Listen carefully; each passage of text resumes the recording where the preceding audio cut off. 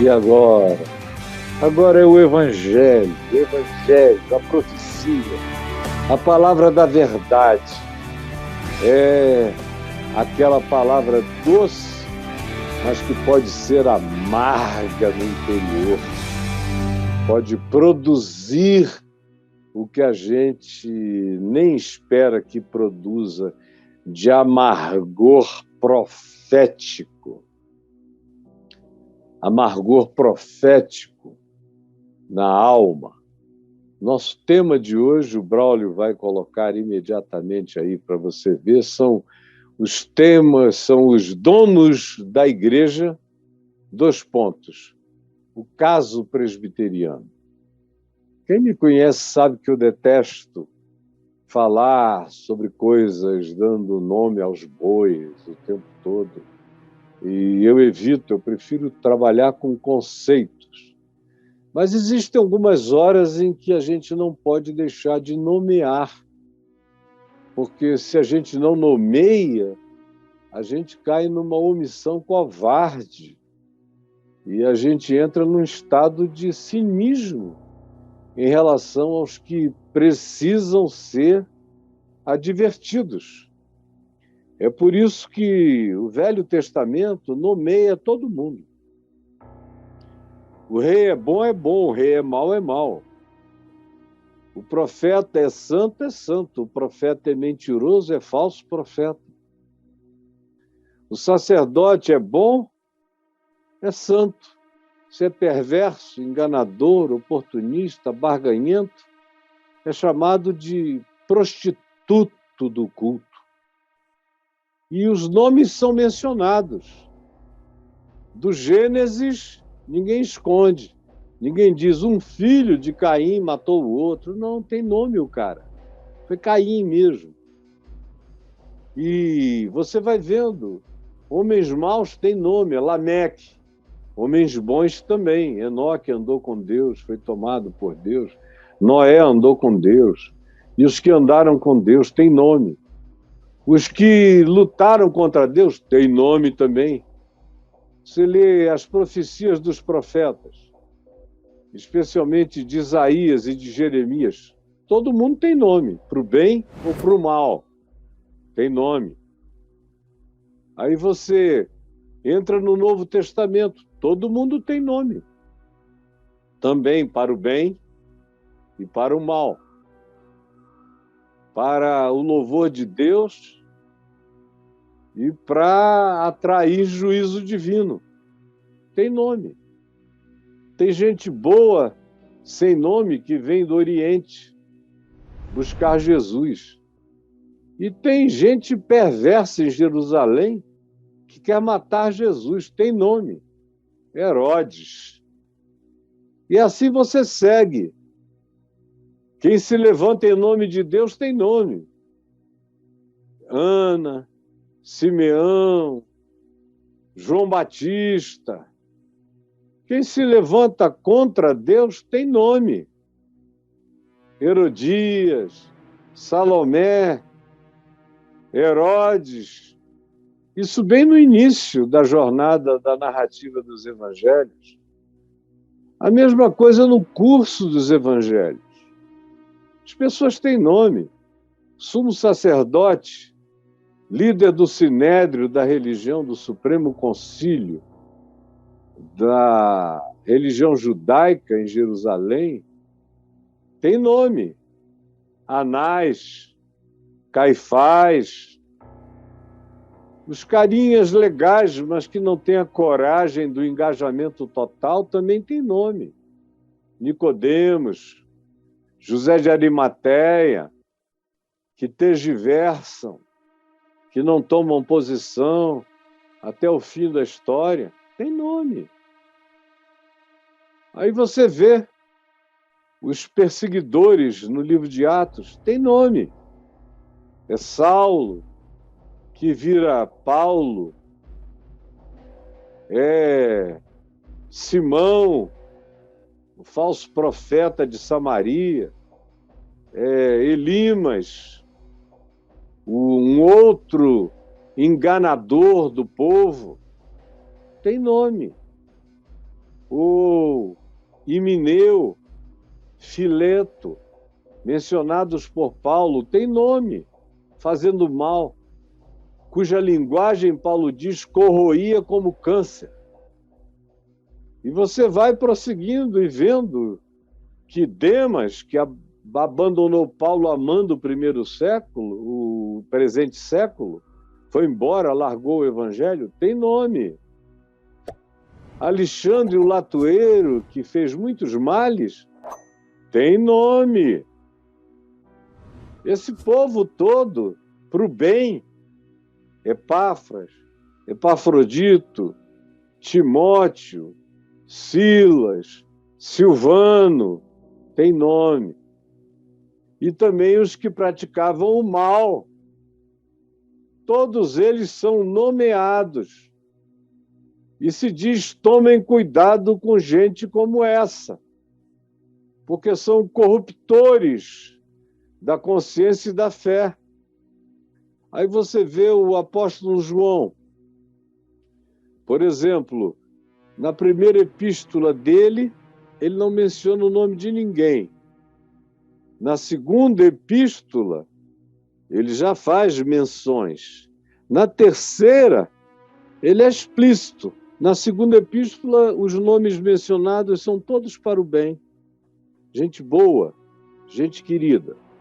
Na terceira epístola, ele menciona o presbítero Gaio, que ama e anda na verdade, é gente boa, sobre quem ele diz: eu desejo que você, que a sua alma, que a sua saúde física fique tão boa quanto saudável é a sua alma.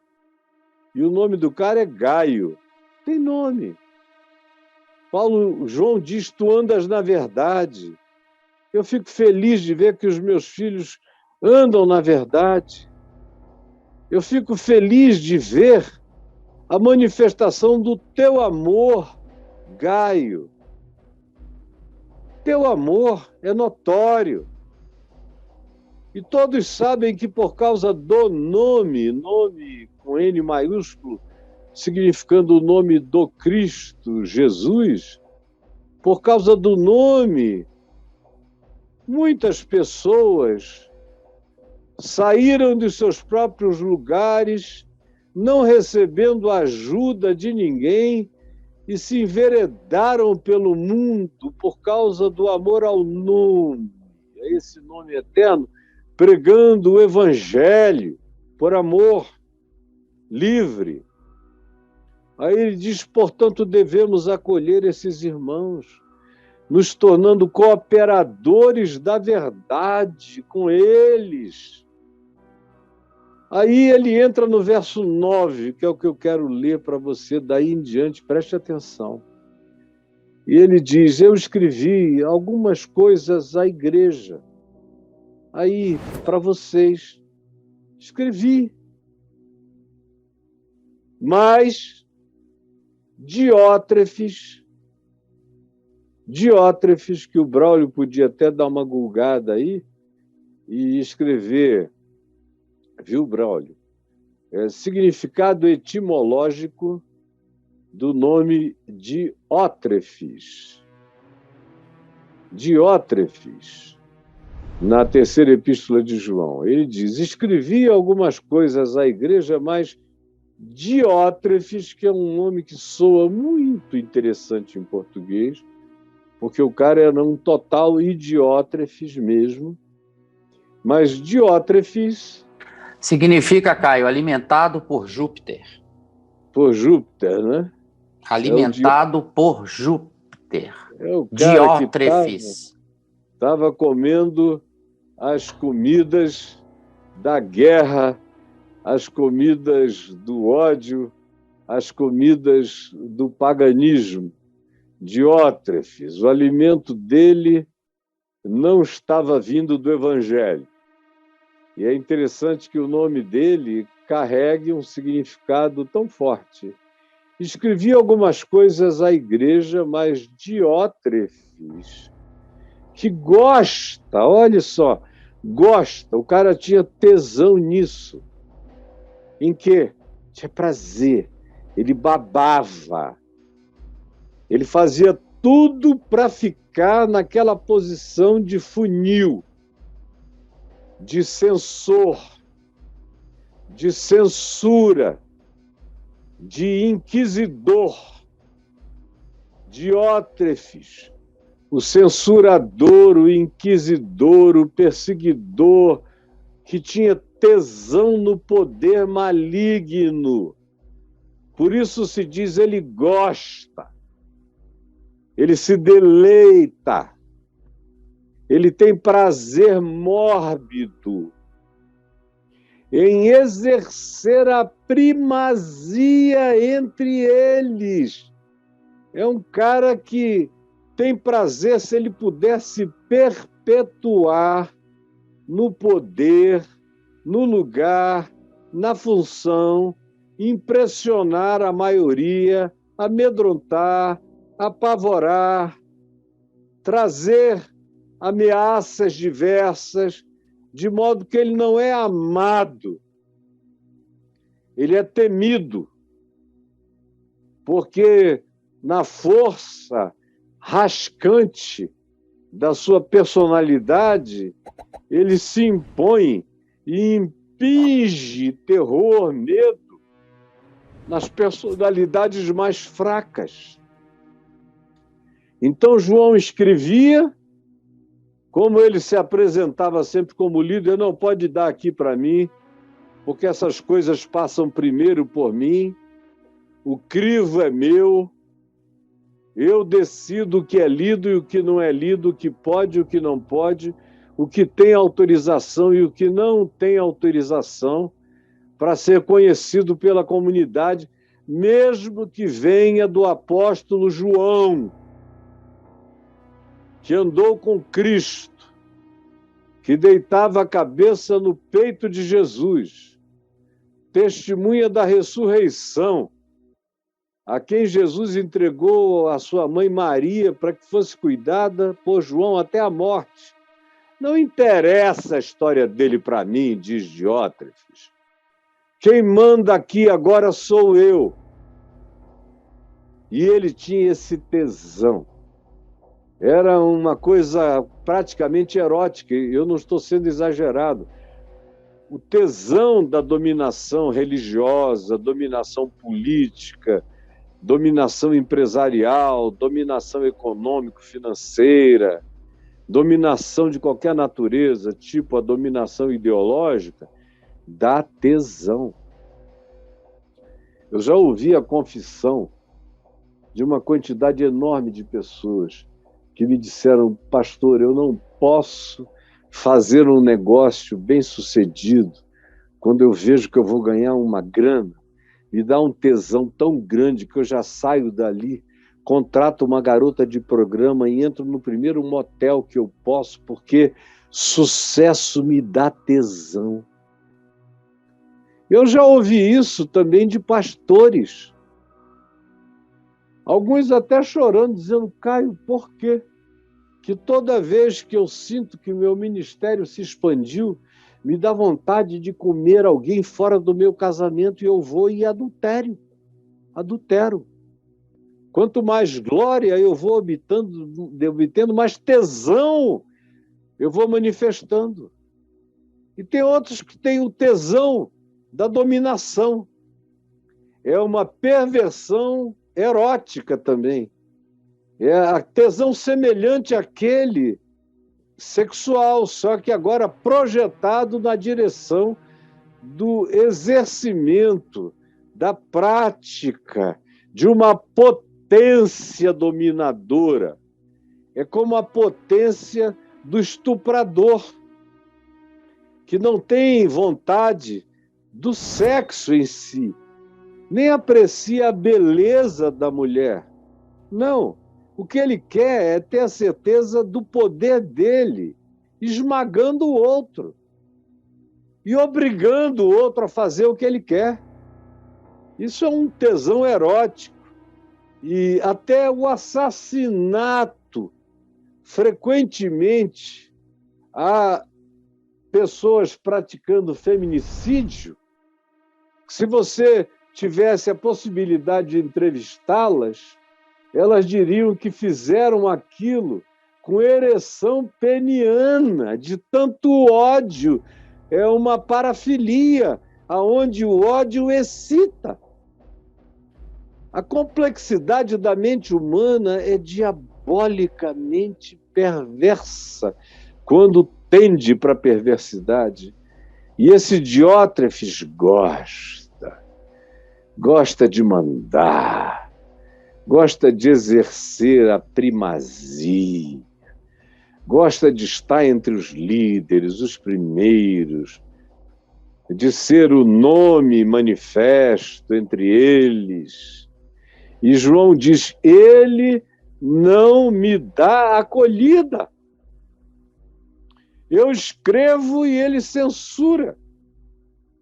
Ele não deixa que ninguém da comunidade me ouça, me leia, me perceba, e em ouvindo o que eu tenho a dizer, reflita sobre a verdade do que eu tenho a dizer, diferentemente de você, Gaio, a quem eu amo na verdade, que anda na verdade e que estimula outros a caminharem na verdade e que vive em amor.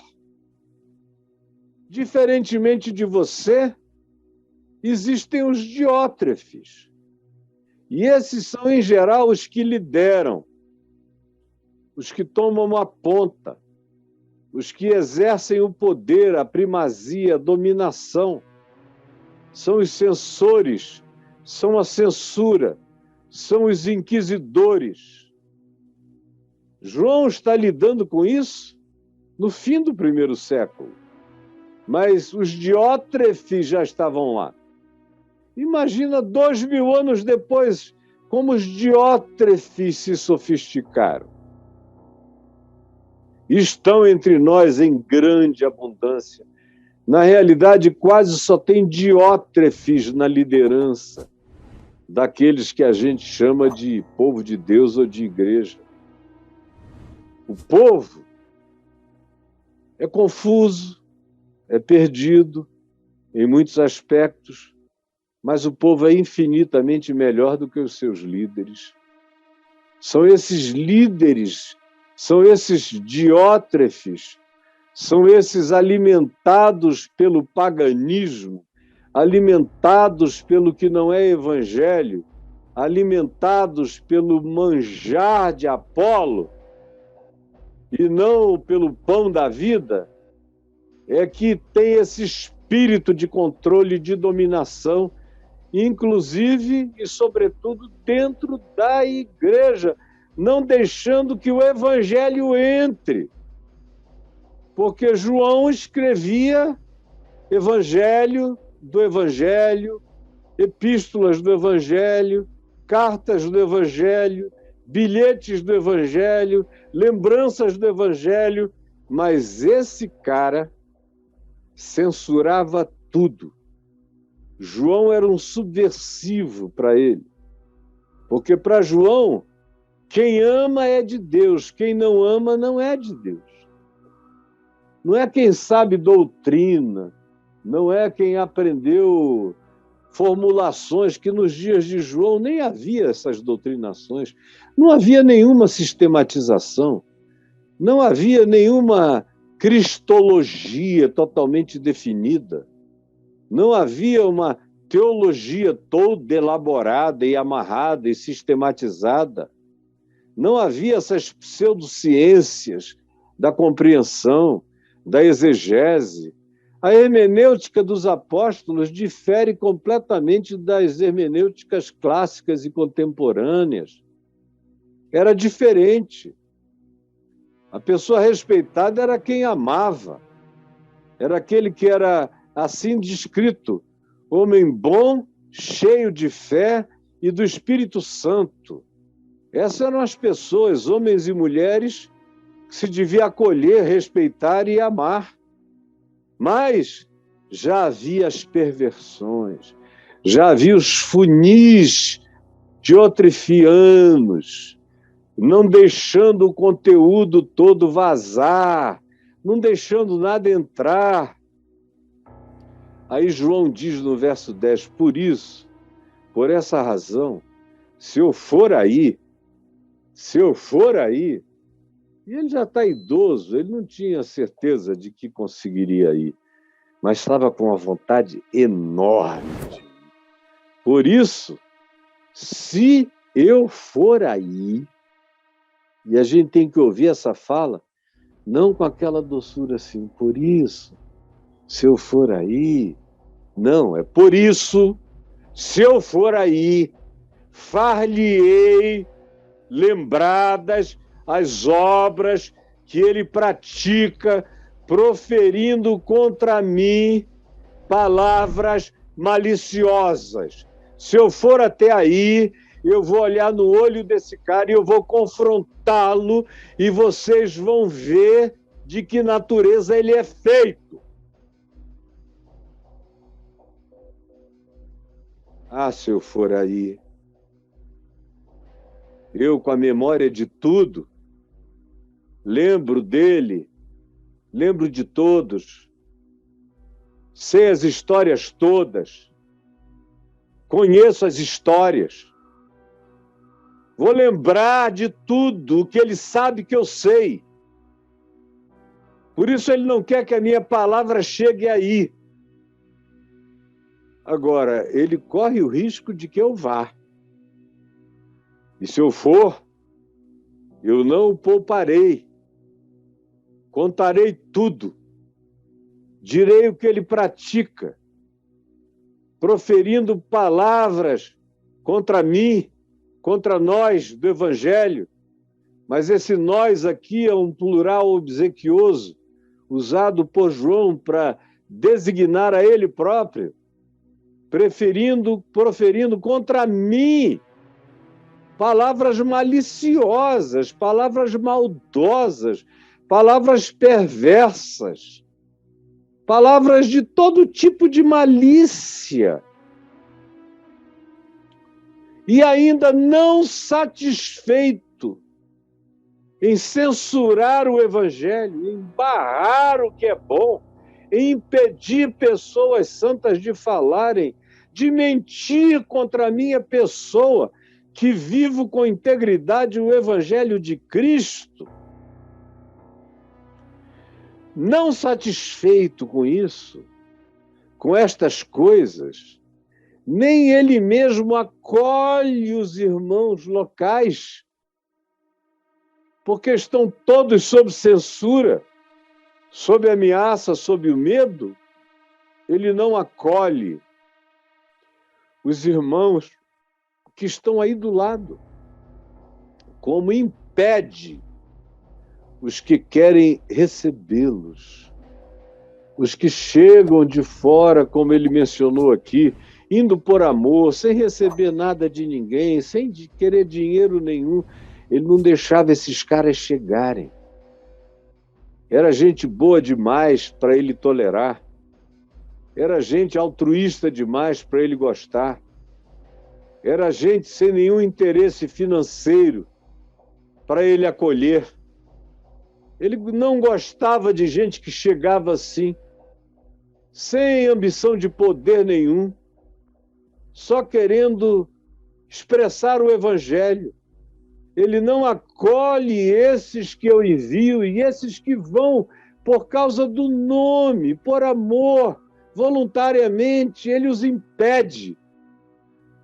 Mas não somente impede a esses, mas João diz, ele também impede os que querem recebê-los, os que querem acolhê-los, os que dizem, não, é gente de Deus, são irmãos do Evangelho.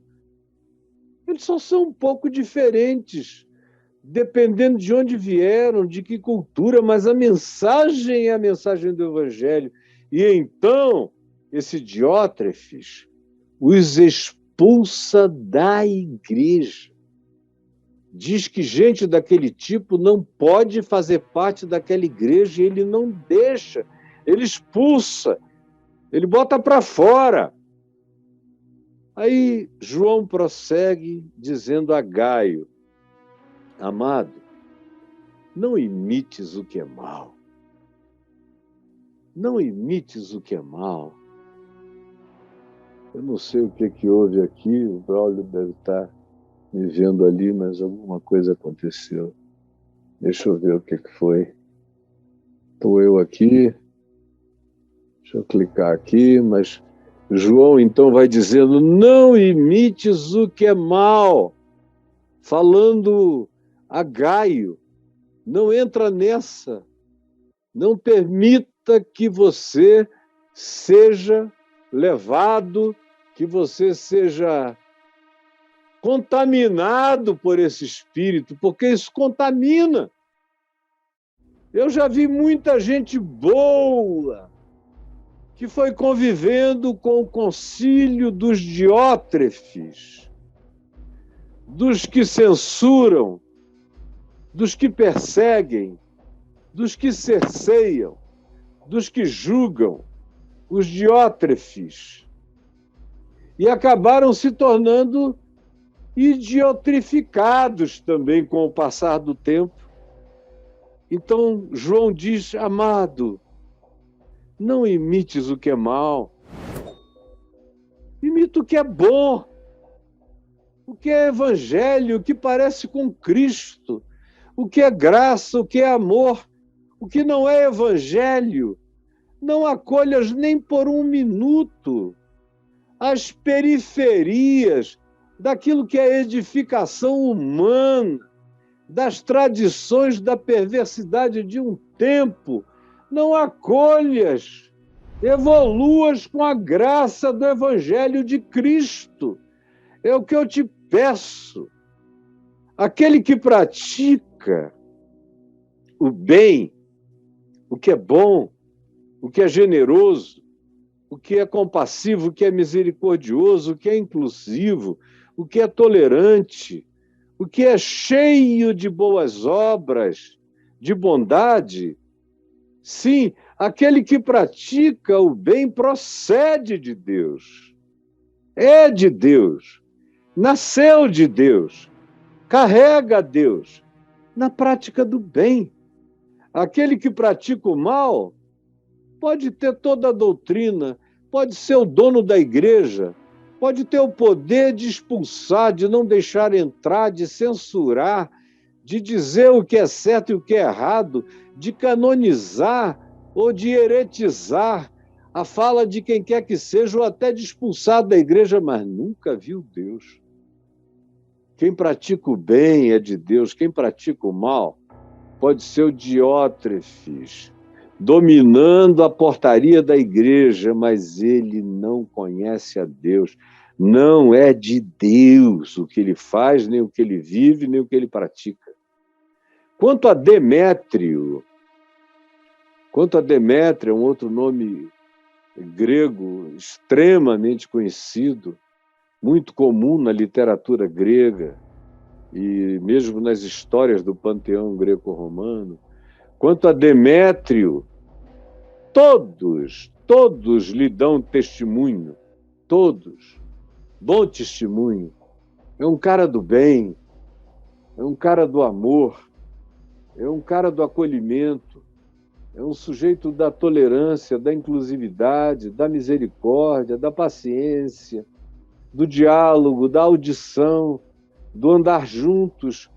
Quanto a Demétrio, todos lhe dão testemunho, até a própria verdade fala dele. Ele não precisa abrir a boca, ele não precisa criar uma apologia de autodefesa. Todos que o veem dizem: ali caminha um homem do bem. Até a própria verdade dá testemunho dele e é impossível não perceber. E nós aqui é João, outra vez com plural obsequioso, e eu também dou testemunho de Demétrio, que é um homem bom, cheio de fé e do Espírito Santo. e sabes que o meu testemunho é verdadeiro, que eu não sou menino, que eu ando na verdade. Muitas coisas eu tinha que te escrever, todavia não quis fazê-lo com tinta nem com papel. A conversa aqui é feia demais para eu gastar mais tempo do que isso. Chega essa exortação sobre esse Diótrefes. Diótrefes. Esse texto que no curso da história da igreja, e você veja, esse é um texto do final do primeiro século, provavelmente escrito, se a gente não for entrar em brigas de autoria, nem de datação, se a gente ficar apenas com o mínimo da tradição, provavelmente um texto escrito antes do Apocalipse. No Apocalipse, o João, se é o mesmo João dos Evangelhos e das Epístolas Universais que escreveu o Apocalipse, ele já inicia o Apocalipse apocaliptizando as 7 igrejas. Só poupa de Laodiceia, as outras todas estão tomadas pelos idiótrefes. E ele parece profeticamente nos indicar que praticamente o círculo das igrejas, com exceção de uma lacuna dedicada à igreja de Filadélfia, e eu falei o círculo porque se você pegar um mapa da Turquia, você for marcando da igreja de Éfeso até você chegar à última igreja mencionada, de Laodiceia, você vai ver que é um círculo. E nesse círculo geográfico tem apenas uma janela de oportunidade, que é a da igreja de Filadélfia. O resto está tudo podre. Tudo cheio de diótrefes. E no primeiro século, imagina as lutas do segundo e do terceiro. Quanta gente doida que surgiu, querendo proibir a mensagem apostólica, em nome de filosofias, de ideologias, de doutrinas inventadas por homens, sistematizadas por eles. Do 4º século em diante, começou a Idade das Trevas, que nos trouxe até praticamente o século XVI. Foi um tempo de escuridade absoluta, o grande reinado do obscurantismo humano no Ocidente, patrocinado pelo papado, pelo cristianismo. Aí veio a Reforma Protestante, mas não demorou nem um século e já estava toda ela corrompida pelo espírito de Diótrefes, de guerra, de doutrina, de quem pode falar, quem não pode, de morte do herege, de perseguição aos diferentes. Já começou a divisão toda com a história do livre exame da Bíblia, foi o livre achacrinhamento da interpretação bíblica. E aí a gente chegou aonde a gente chegou, aonde cada cabeça é uma sentença, cada um faz o que quer. É como nos dias dos juízes, não havia liderança e todo mundo tomava a decisão que queria na direção que projetava. E hoje em dia nós chegamos a um clímax incomparável em toda a história humana, nunca teve nada igual ao que a gente assiste no cristianismo terráqueo, aqui no planeta nesses dias. E essa epístola, terceira epístola de João, parece que foi feita para o embutimento de uma mão. E eu não quero hoje gastar tempo falando de muita coisa.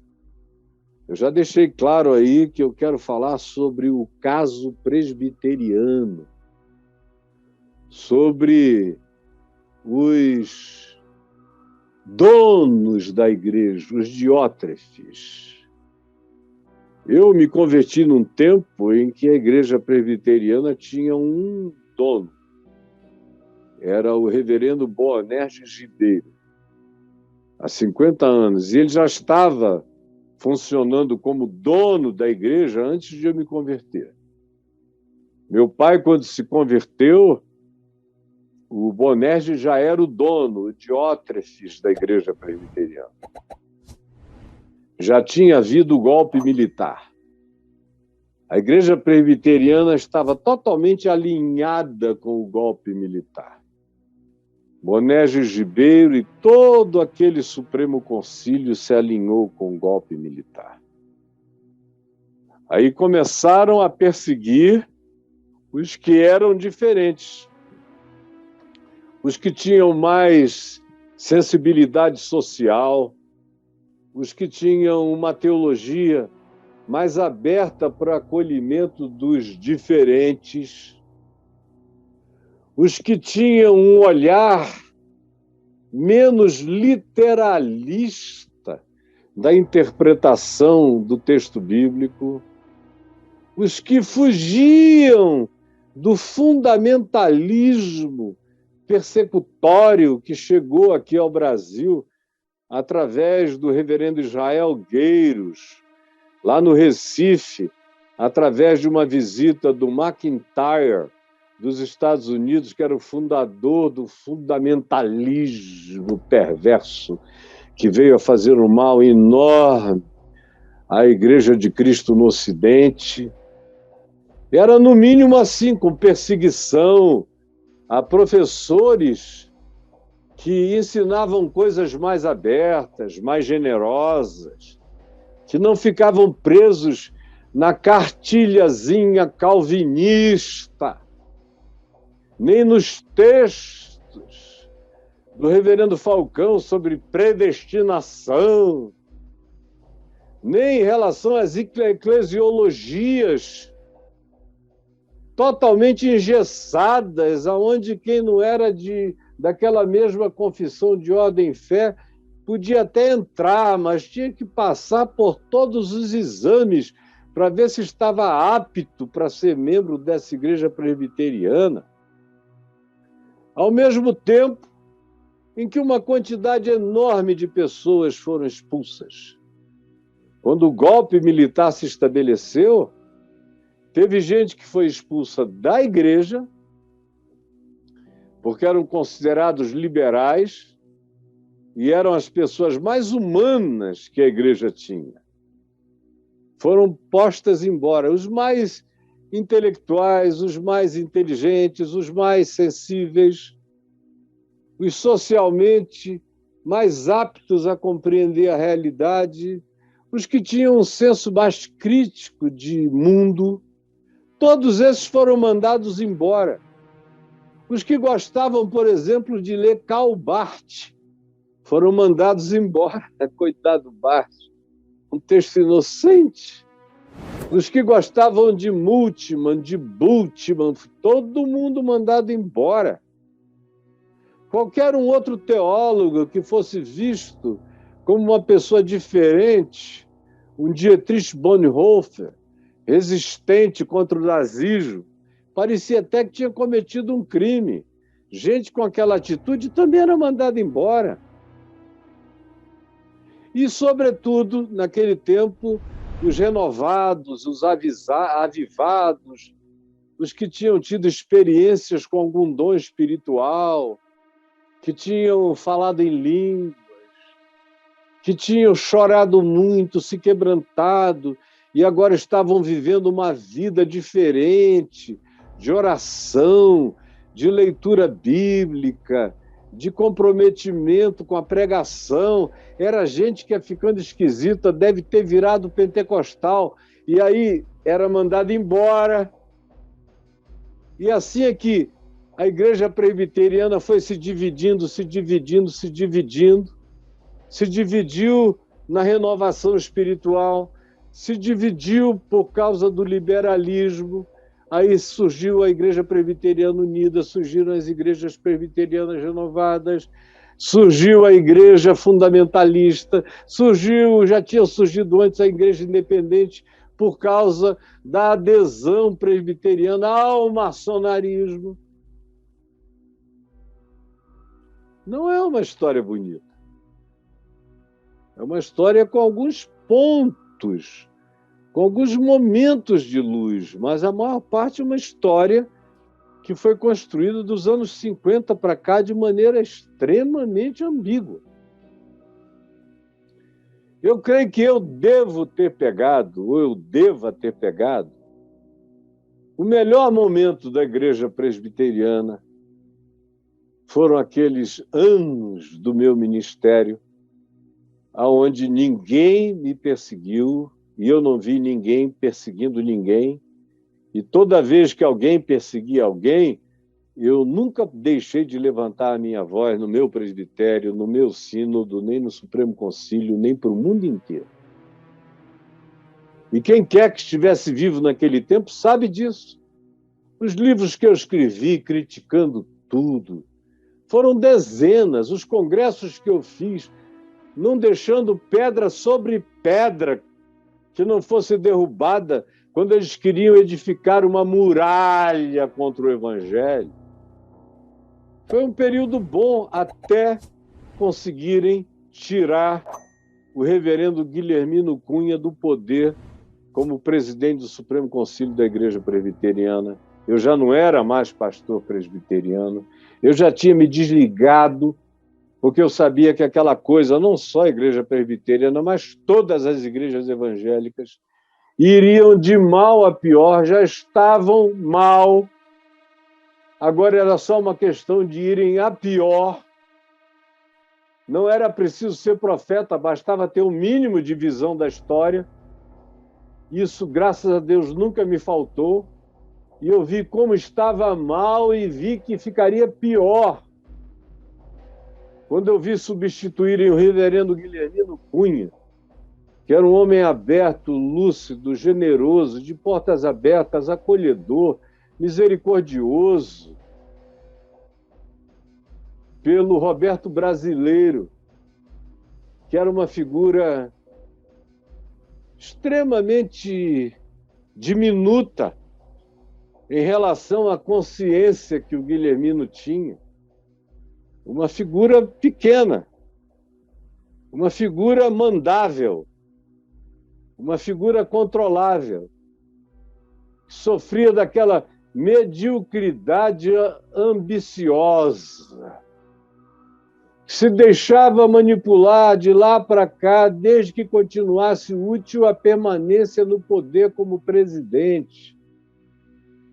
Aí eu vi como substituíram uma diretoria que tinha razoavelmente uma abertura melhor para a vida e a trocaram pelos puritanos, pelos legalistas ou por aqueles que viviam para fazer manutenção de imagem. Naquele primeiro dia, quando trocaram, e foi lá dentro da Catedral Presbiteriana, armaram um grande conluio, que foi uma coisa tão assustadora que ninguém esperava, que o próprio Guilhermino quase infarta naquele dia e mandaram me chamar correndo para ir lá. O Roberto Brasileiro lembra, o Nicodemos, o Josafá Vasconcelos, todos os que estavam naquela sala interna, quando eu entrei, e todos ficaram de pé, como vai, reverendo? E o Guilhermino disse, olha, essa não é uma visita institucional, essa é a visita do meu amigo, que me veio aqui dar um abraço. E eu falei, porque eu sei o sofrimento que você está tendo, e não deixei de falar tudo que eu pensava na cara de todo mundo. Enquanto todos permaneciam em pé.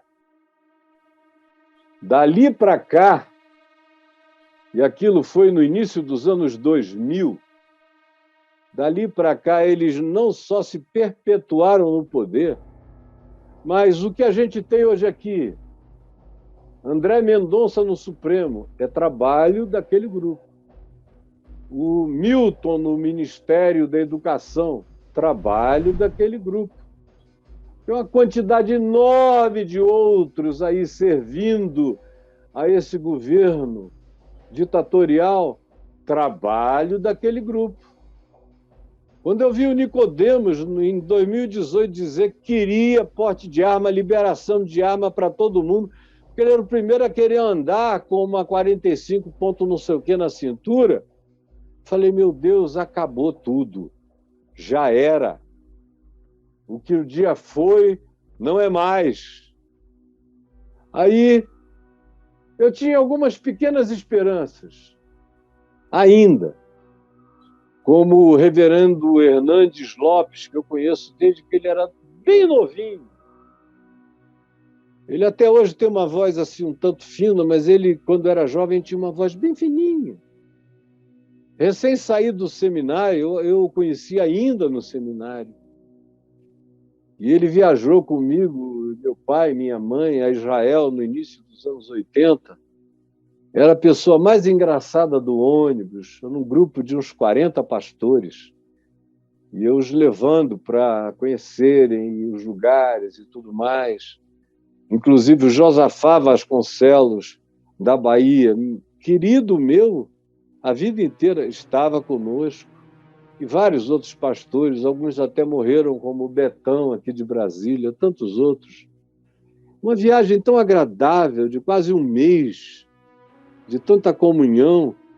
E depois daquilo ali, eu fui, mas muitas vezes, até Vitória pregar na igreja do Hernandes, querido, que me honrava, honrava e honrava e honrava, que repregava as minhas mensagens e me dizia com alegria. E durante muito tempo eu achei que ele, enquanto estivesse ali fazendo o papelzinho dele agora de evangelista da igreja presbiteriana, mas ele ia manter a piedade. Até que agora, no meio da pandemia, pouco antes da pandemia, em 2018, a Marina Silva perguntou se eu o conhecia. Eu falei, sim, há muitos anos. E é meu amigo. Você quer que eu fale com ele o quê? Ela falou, eu queria saber se ele e o pastor da igreja onde ele também serve me receberiam para eu explicar qual é o meu projeto de governo, numa reunião íntima. Eu não quero propaganda nenhuma, não. Eu quero só que eles ouçam. Aí eu liguei para lá, ele foi super carinhoso, saudades e tal. Marquei a ida da Marina e depois liguei de novo para confirmar que estava tudo certo. Aí ele me falou, sabe o que eu estou fazendo agora? Me diga se é ou não é verdade, o Hernandes. Sabe o que eu estou fazendo agora, Caio? Eu falei, o quê? Estou ouvindo aquela sua mensagem. Coloque sal nas fontes.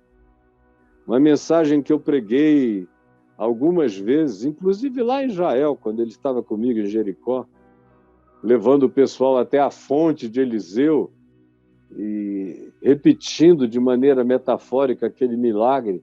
Quando ele foi até a fonte, jogou sal na fonte, que tinha águas salobras e elas se transformaram em águas potáveis. E eu fiz uma aplicação daquilo de maneira metafórica, que era necessário colocar o sal do evangelho e do discipulado dos verdadeiros discípulos nas fontes de emanação cultural, social, filosófica, da sociedade inteira, para que, a partir da nascente, não no fim do processo, mas no início do processo, o evangelho já chegasse com a sua bendita contaminação preservadora e salutar. Aí eu falei, que bom, meu irmão, que legal, Deus te abençoe. Aí pronto, passou um tempo, aí no primeiro ano da pandemia, eu dei uma ligada para ele, falei, tudo bom, querido? Ele sempre muito afável. Muito bom, meu irmão querido. Eu falei, olha só, eu queria te convidar, Hernandes, para a gente fazer uma live juntos. Eu tenho feito todo dia uma ou duas durante a pandemia e eu queria conversar um pouquinho com você. E aí ele falou, meu querido. E aí começa a ficar aquela voz mais formal. Aí, você me dá uns dias para eu orar? Aí eu falei, bom, oração e caldo de galinha não fazem mal a ninguém, né? Eu falei, tá bom, quando é que você quer que eu te ligue? Não, eu te ligo. Aí eu esperei, ele não ligou, eu não me lembro, eu não recebi a ligação, liguei para ele. Falei, e aí, meu irmão, orou? Aí ele, Caio, eu não sei como é que eu vou te dizer isso, mas eu não posso participar da live com você. Eu não tenho condições. Desculpa, meu irmão, mas eu não posso. Eu falei, você está querendo me dizer que você chegou a uma posição muito elevada dentro da denominação, que você hoje é a voz da denominação na televisão, que você é a voz da denominação nas manifestações públicas e que você recebeu o apoio de todo o Supremo Concílio, sínodos e presbitérios, que você virou uma figura assim, estilo desse tipo que não faz mal e, quem sabe, só faz bem, e você não quer perder esse lugar. Isso está gravado lá para ele, como está gravado aqui no meu WhatsApp. Aí ele falou, você é um príncipe, é um príncipe de Israel, você compreendeu tudo perfeitamente bem, muito obrigado, meu príncipe, você sempre será um príncipe de Deus, mas eu não posso correr o risco de prejudicar e de ser mal interpretado, mas que bom que você é um príncipe que entende tudo. Falei, tá bom, Hernandes, Deus te abençoe, fica com Deus e segue adiante. Desliguei com uma tristeza no coração. Falei, meu Deus, o cara já era. Ele está vivendo para fazer manutenção disso aí. Ele prega o que agrada, anda com quem agrada. Ele virou o rei da média, o senhor das beiradas, pregando uma mensagem que é só canja e caldo de galinha, que não traz profecia. E aí, depois disso, foi que eu comecei a ouvi-lo e me agradeci não ter feito a live com ele.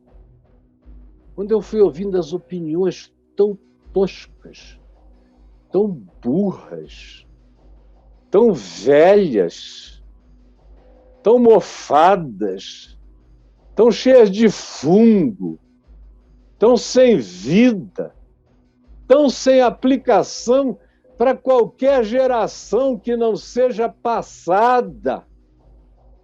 Me deu uma tristeza, eu falei, esse aí era um dos melhores. Olha no que se tornou. Aí eu ouvi a esposa de um deles, querida minha, que me chamou no particular e me falou, Caio, será que você ainda tem alguma influência sobre o meu marido? Aí eu falei, por quê? Ele falou, ela disse, se você tiver, conversa com ele, porque aquele marido que você conheceu, santo, doce de Deus, foi embora e nunca mais voltou. O que eu tenho hoje aqui é um puritano com uma barba que vai até o umbigo, que não pode cortar, porque é parte da religião dele. Todo mundo está em pecado, todo mundo está errado, ninguém pode gargalhar, ninguém pode rir, está tudo feio. E eu estou perdendo tudo, eu estou morrendo. Porque eu não casei com esse cara, e com esse cara eu não aguento ficar casado, eu só não me separo porque você sabe que no nosso meio aqui isso não existe, mas eu estou em muita dor. Se você puder me ajudar, me ajude. E de lá para cá eu comecei a ouvir histórias. Outro dia alguém me contou de um desses durões,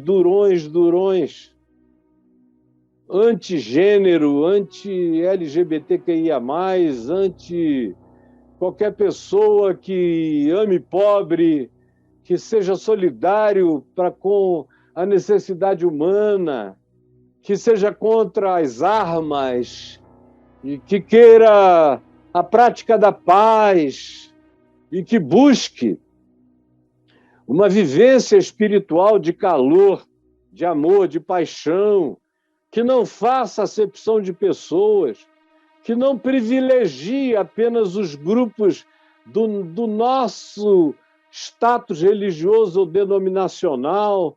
Comecei a ver alguns desses caras experimentando dificuldades na vida pessoal, e aí eu orei por alguns deles. Senhor, permite que essa dificuldade pessoal abra os olhos para essa pessoa, para entender. Porque tem gente que só se quebranta na paulada, no cacete. Quando é relativizado por inteiro é que consegue enxergar.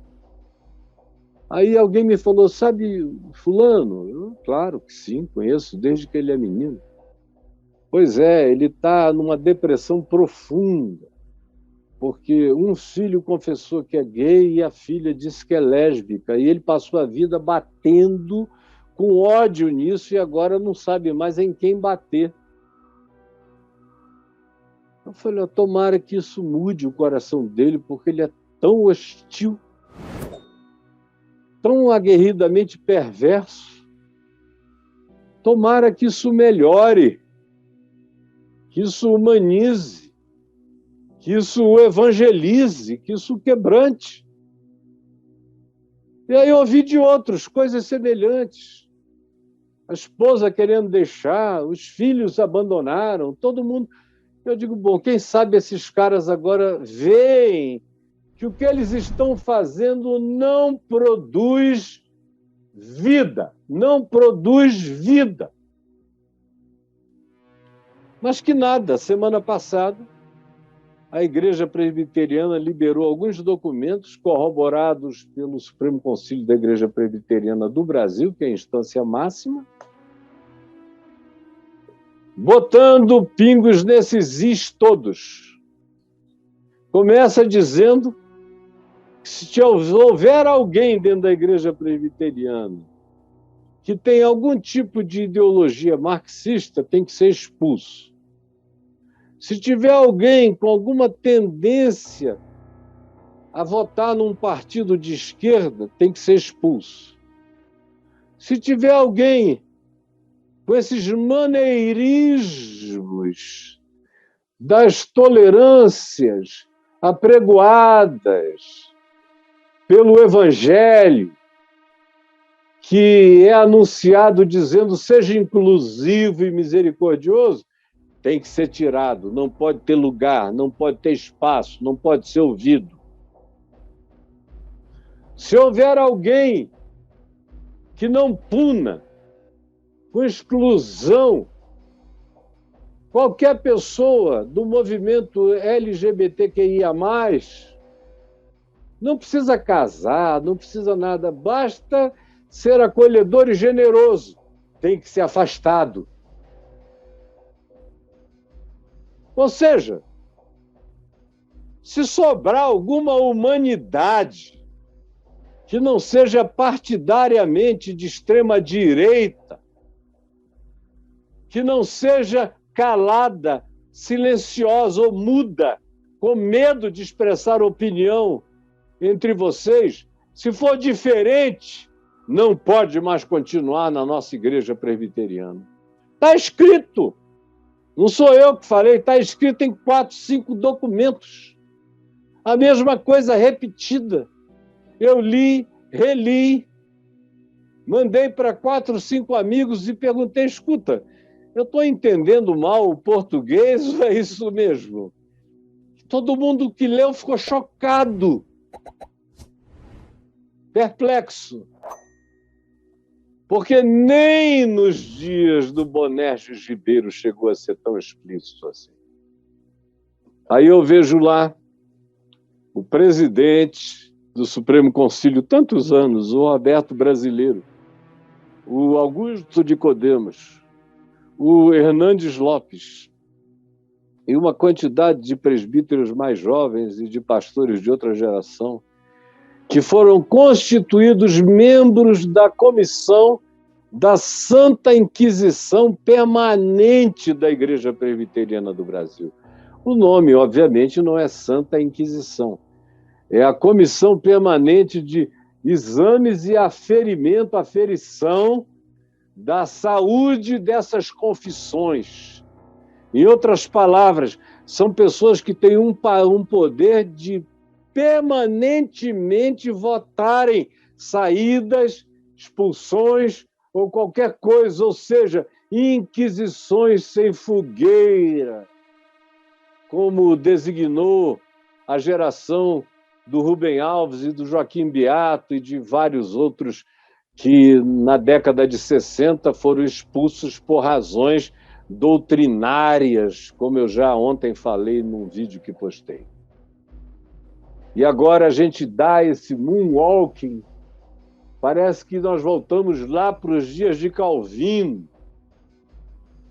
onde os debates tinham que acontecer e quem não se justificasse doutrinariamente conforme o script ia para a fogueira, não mais de fogo. A fogueira das línguas, da maldição, do afastamento, do ostracismo, da proibição, da malignização do nome da pessoa. Isso não tem nada a ver com Jesus. Não é quem ama Jesus, quem não ama Jesus, não é quem tem compaixão pelo próximo, não é sobre quem não tem misericórdia. Não, o cara pode ser cheio do amor de Deus. Isaías seria disciplinado na igreja presbiteriana hoje. Jeremias seria disciplinado na igreja presbiteriana hoje.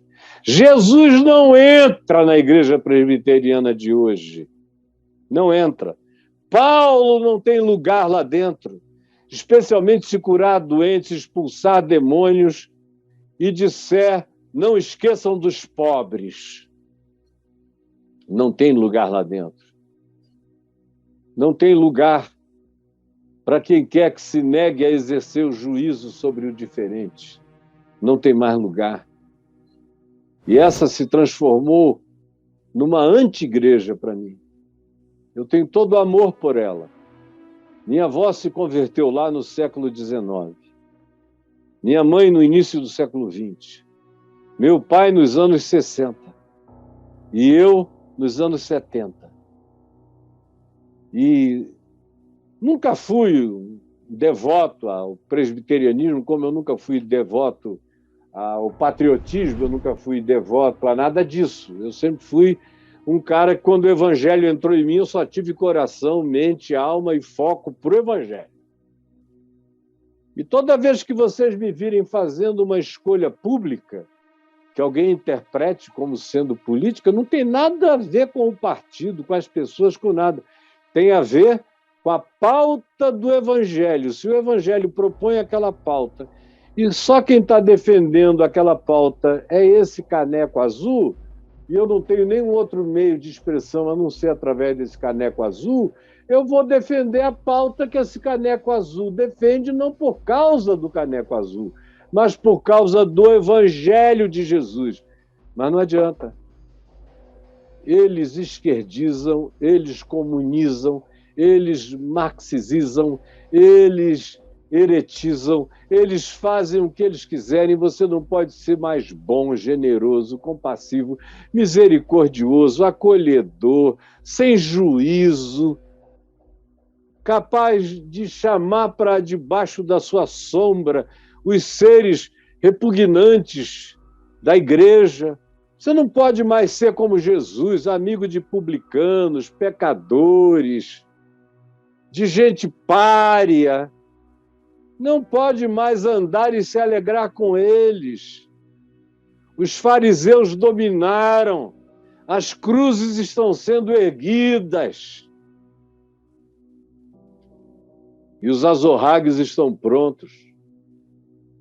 E os usuários são esses que não têm vergonha de serem chamados de os atuais inquisidores com mudanças semânticas para designarem a mesma situação de uma igreja do século XXI, que tem tudo para ser uma das igrejas mais evoluídas, porque aproveitou, podia ter aproveitado toda a evolução do século XVI para cá, podia ter aproveitado a Renascença, o Iluminismo, as grandes viradas de conhecimento, de saber, da astronomia, da biologia, acesso a novos conhecimentos históricos, sociológicos, que se renovam todos os dias, saberes diversos.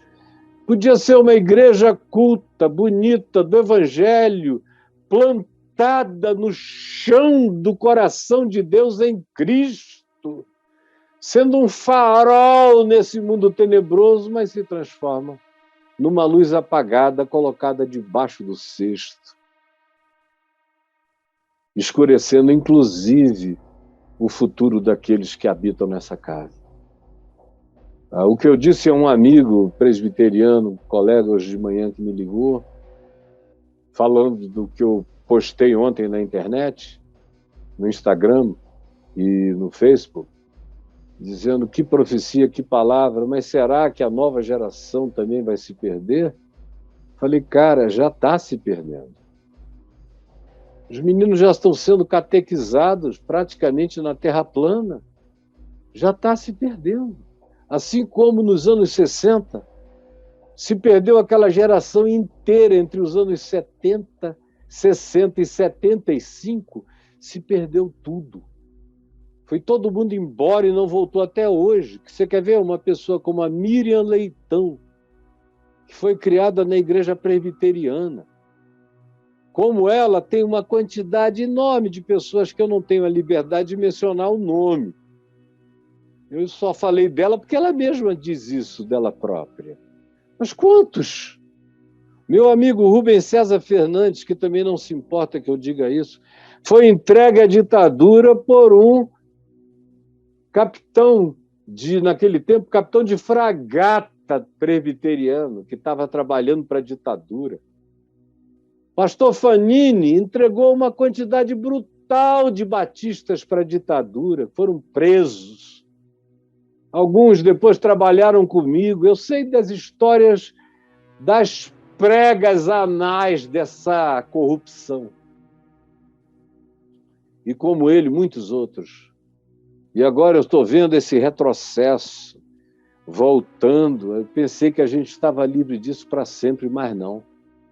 Senhor, eu te peço que essa palavra de denúncia, que eu comparei com o Evangelho de João, falando dos diótrefes que nunca vão embora e que sempre voltam como zumbis da corrupção da fé e do amor e da graça no meio do teu povo.